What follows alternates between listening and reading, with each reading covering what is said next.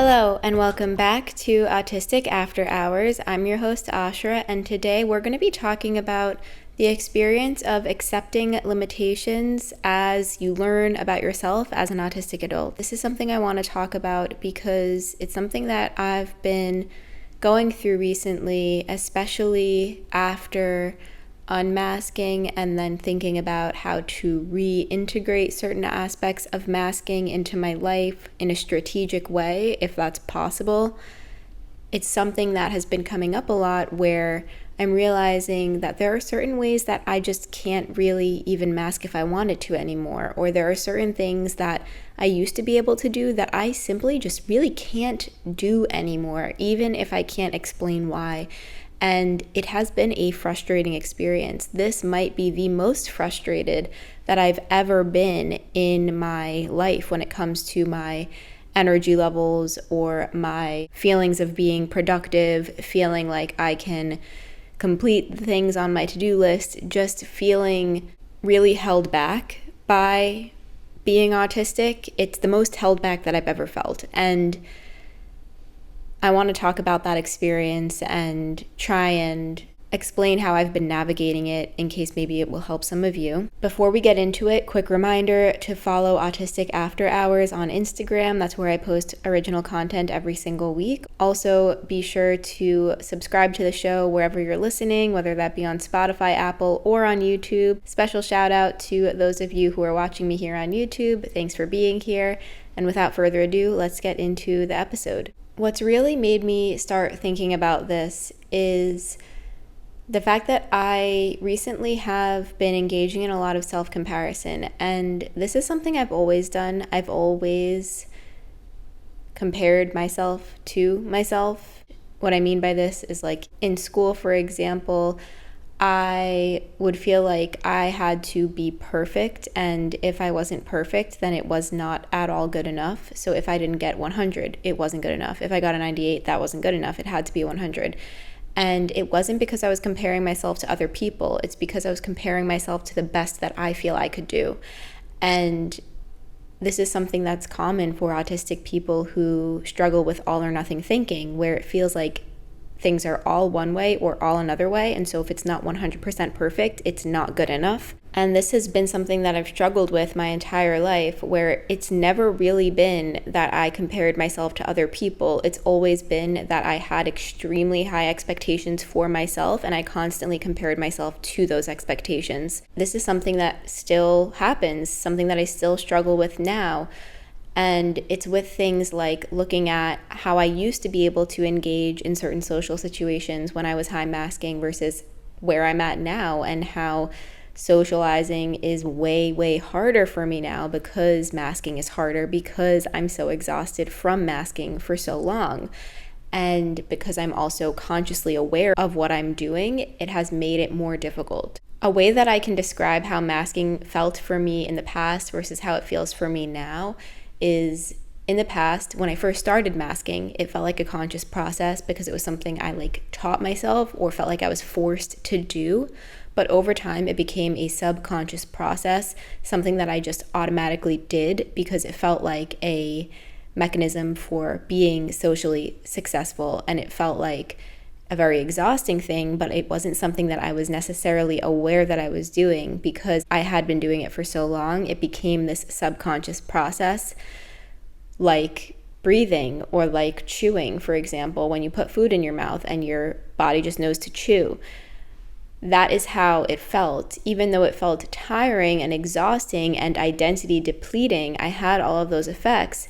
The act of actually masking felt like a subconscious process. However, now that I've become aware of what I'm doing and I have become very attuned to knowing what it feels like and being able to make the connection of, this is why I feel so tired. This is why I feel so much identity loss. It's because of doing this thing, masking. Now that I know that and I've made that connection and I'm consciously aware of it, it feels way more intense. So back to that chewing example, if chewing is a subconscious process and that is what masking used to feel like for me, masking now feels like if I had to be consciously aware of every chew. Like if I put food in my mouth and I didn't automatically know how to chew, and I had to like walk myself through, okay, bite down, make sure you don't bite on your tongue, and then the mechanism of swallowing. If you had to consciously be aware of that process, that is kind of what it feels like now because I'm aware of what I'm doing. And that awareness has made it a lot more exhausting to do it. And so masking overall is a way more tiring process than it used to be. It's a way more draining process than it used to be because I understand how negative it is for me now, which is a good thing because it has helped me to be more self-accepting. It has helped me to be more aware of what I need and helped me to feel like I know who I am. Like I have much stronger identity now, which is amazing.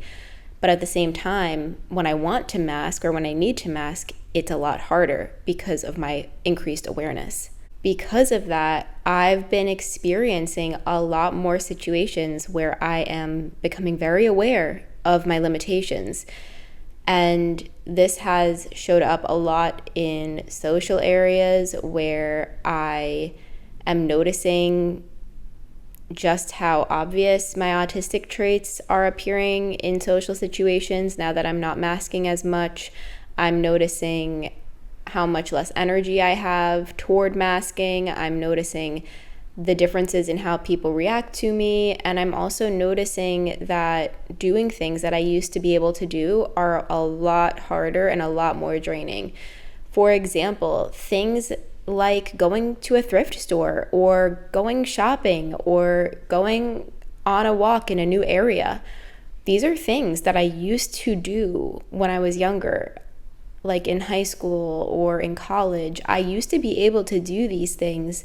And yes, I would feel emotionally and physically exhausted after, but it was the lack of awareness that made me able to continue doing it because I didn't feel aware of connecting the dots. I didn't realize that the exhaustion was tied to doing those things. And so I kept doing them because I didn't realize the toll it was having on me. Now I can't ignore the awareness. I can't ignore the fact that I see, I understand, and I experience the exhaustion because of putting myself into those situations. And so logically, I can't do it anymore. It feels more limiting now because I understand the impact that those things have on me. And so I can't ignore that. And I can't push through it the way that I used to because of the awareness and the impact that the awareness has on me. Like, for example, if you were unknowingly going to put yourself into a dangerous situation, you might, prior to that, feel fine about it because you don't know that it's going to be dangerous. So you might feel confident, you might feel happy, you might feel cheerful, you might feel just normal, how you always do, going into the situation because you don't know that it's going to be dangerous for you. But if you know that it's going to be dangerous for you, then you can't go into it feeling happy and positive and feeling like you're going to be fine and feeling like all is good and well because you know the impact that it's probably going to have on you. So it's like that. In the past, when I would go to, let's say, a thrift store, I would have nothing but excitement because I didn't realize that doing those things made me so exhausted, even though they did. I didn't make that connection. So I would have nothing but excitement and positive feelings. And then when I would go to the thrift store and I would get tired, I would go home and I would not make the connection. I would think that maybe it was something else that was making me tired, or maybe it was normal to feel that way. But now, because I am so keenly aware of the link between going out into the world and the exhaustion that I feel, it makes it that much harder to push myself. And so I've been in this situation of having to accept limitations because of the knowledge of what exhausts me, what takes away my energy, what leaves me feeling depleted. This is really hard also for people that used to be labeled as like really independent, really productive, top of their class, very whatever, X, Y, or Z, which a lot of high masking autistic people have that experience of when you were younger being labeled as like all of these really positive things, very independent, very productive, whatever. And then later in life, because of the burnout, because of the awareness and the knowledge and the linking of, oh, this is what makes me exhausted, so maybe I shouldn't do this, you are viewed as less productive or less independent or less whatever than what you used to be. People engage in that comparison, just like we often engage in those comparisons of, I used to be able to do this, why can't I do it now? Other people do that too, and that exacerbates it and makes it so much harder, especially when you live in a society where your worth is based on your productivity. And a lot of us are left feeling really bad about ourselves because it feels like if I can't be productive in this way, then that makes me feel like I'm not good enough because of the messages that society sends me. And really, it's not true, and your worth should not be measured that way. That's often the messaging that we receive from society, and it can make us feel less than, and it sucks. I've also noticed that a part of accepting limitations is the fact that as I get older, it seems like my nervous system is getting more and more sensitive. And this, again, I think is linked to probably the compounding exhaustion and burnout, but also the increased awareness and understanding what's actually happening in my body and the way that I'm reacting to things and the impact things are having on me. All of this has led to me just being a lot more aware and feeling my sensitivities more. As an autistic person, one of my biggest struggles with physical intimacy is my sensory issues. I spent so much time and have had so many negative experiences because instead of honoring my sensory needs, I was taught to ignore them and dissociate. However, I recently have been using a platform called Beducated to help me navigate this area of my life in a way that feels affirming for me. Beducated is a website with over 100 online courses for all things sex and intimacy. They even have a course on sex and disability. It makes me so happy to see a platform like Beducated taking action to include disabled people in their content creation. And if you haven't already, I highly recommend checking Beducated out. And if you do want to sign up, be sure to use my code Ashra to get 50% off the yearly pass. There is also a 14-day risk-free money-back guarantee just in case it isn't for you. The link is in the show notes. It's hard to ignore it when you understand what's happening. Like in the past, when I didn't understand, I could ignore it because I didn't understand what was going on. So it's easy to ignore or dismiss yourself when you don't understand or have acceptance or awareness about what's happening.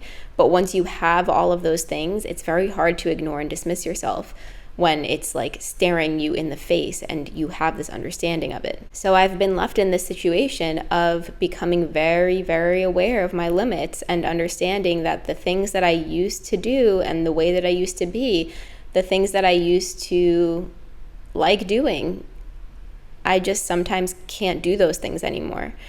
I used to really love being super productive and like doing so many things in a day and going on adventures. I used to love going to new thrift stores. I used to love going to new areas to take walks. I would drive to the beach to go on walks all the time. And now it's things like going on a 20-minute drive. It's so dysregulating to me because of how sensitive my nervous system is.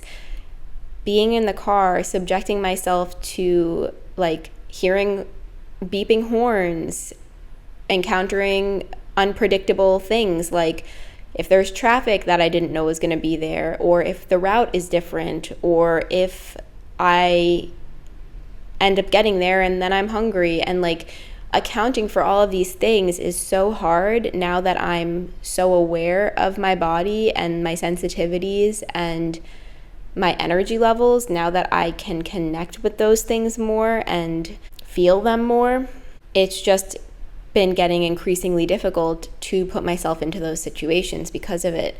And whereas I used to be able to do all of these things, even if I felt the tiredness and the exhaustion, I used to be able to push myself and ignore my needs because I didn't get them or understand them. Now I can't ignore them. And it's really that key thing, that key difference, which has led to me now feeling like more than anything, I need to accept my limitations, because if I don't, I feel that maybe it's not going to bode well for me in the future. Like I'm going to end up getting really, really sick physically, emotionally, mentally if I don't make these exceptions and alter the way that I view productivity in my life. one of the major differences that I'm noticing is that it has gotten way, way more difficult for me to do things alone, especially new things. So like if I wanted to go on a walk somewhere and I haven't been there before, I have accepted the fact that I can't do that anymore. I can't do that on my own anymore, because the lack of predictability, the lack of being able to account for the route, like it's unfamiliar to me. I can't predict what it will look like exactly. I can't do that anymore without it leading to a meltdown or a shutdown or just completely exhausting me to the point where it will take me hours, if not days, to recover from the experience that was supposed to be positive and exciting and ended up being really negative.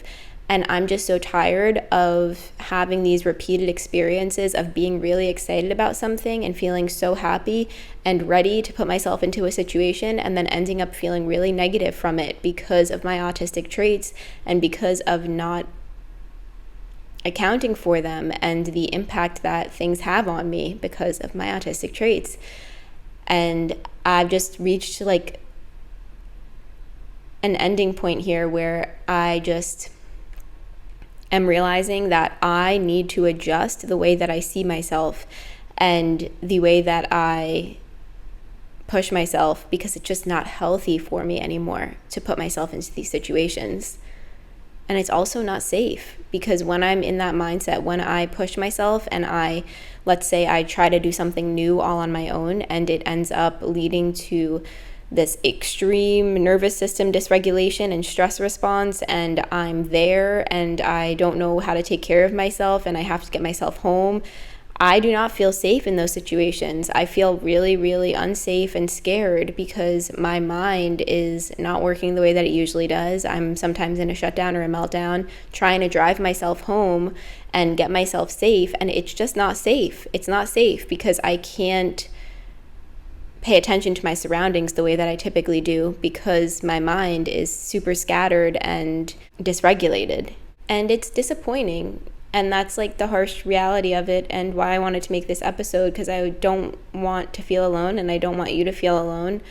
And it is disappointing. It really is, to feel like you can't even do the things that make you excited anymore, like the small things that I felt like I had, like being able to, again, like go to a thrift store, go on a walk, do something alone, trust myself to take care of myself in those situations.